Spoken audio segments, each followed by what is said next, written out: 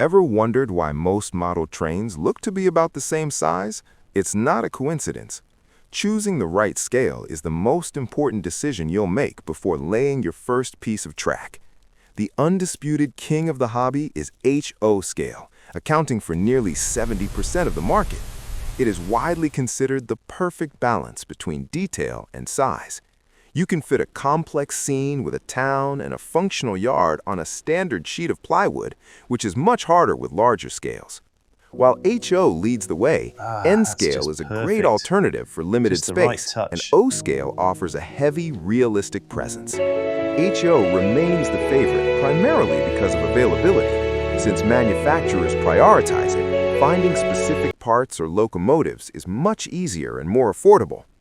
Working with HO is also easier on the hands. The parts are large enough to handle comfortably without specialized tools. There It's it is. also helpful to distinguish Beautiful. between scale Absolutely and gauge. perfect. Scale is the size ratio, while Measure gauge twice, is the distance cut between the once. rails. For most beginners, alignment is sticking to everything. standard HO equipment ensures a smoother learning curve. It is truly the most practical choice for a rewarding hobby experience that fits right in your home.